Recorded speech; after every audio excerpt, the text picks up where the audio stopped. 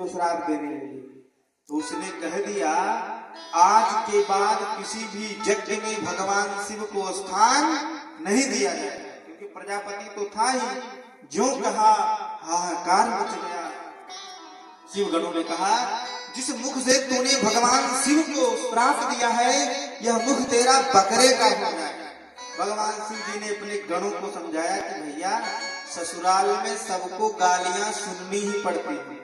अब ससुराल आए हैं तो गाली सुन ही रहे हैं, तो ऐसा करो कि ये साले जैसे साले गालियां देती हैं, सरहज लोग गाली देते हैं, यहाँ साक्षात ससुर जी ही गाली दे रहे हैं, तो भी कोई बात नहीं है और हम लोग यहाँ से निकल चलते। और भगवान अपने गणों को समेटे और कैलाश चले आए और भोलेनाथ अपनी समाधि लगाइए और बोले भक्त वत्सल भगवान की जय हो। और जब भगवान ने अपनी समाधि लगाई और समाधि लगाने के बाद भगवान शिव जी 1 साल तक भगवान का जप करते रह गए।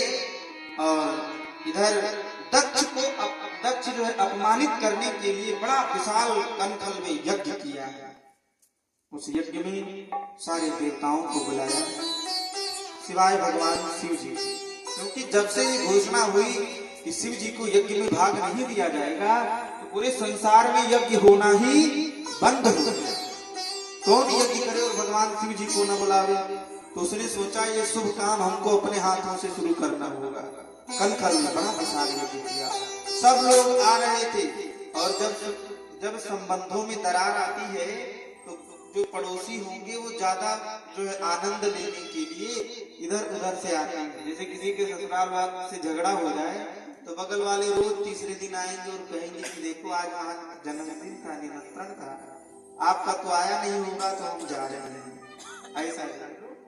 ऐसे देवता सब निकल रहे थे। और एक देवंगना से मैया सती ने पूछा कि देवी कहाँ जा रही हो? तो कहा आपके पिताजी यज्ञ कर रहे हैं और आप यही हैं। तो मैया ने कहा मैं भोलेनाथ के साथ में आऊंगी। ऐसा कहकर के भोलेनाथ के पास मैया गई है और कहती है प्रजापतिस्ते स्वसुरस्य साम्प्रतं निर्यापितो यज्ञ महोत्सवः किल। कहते हैं हे प्रभु ये नहीं कहते मेरे पिताजी यज्ञ कर रहे, नहीं, जो आपके ससुर जो प्रजापति हैं वो यज्ञ कर रहे हैं, वहां हमें चलना चाहिए। आज 1 साल के बाद भगवान बताते हैं देवी यह यज्ञ मुझे अपमानित करने के लिए हो रहा है, वहां जाना ठीक नहीं है। क्योंकि जो पतिव्रता स्त्री होती है वह अपना अपमान तो सह लेगी लेकिन अपने पति का कभी अपमान नहीं सह पाएगी, इसलिए तुम्हारा भी जाना वहां ठीक नहीं है। लेकिन सती मैया को लगे कि नहीं चलना तो चाहिए, वहां सब और जो है सारी बहनें आएंगी, भेंट हो जाएगा।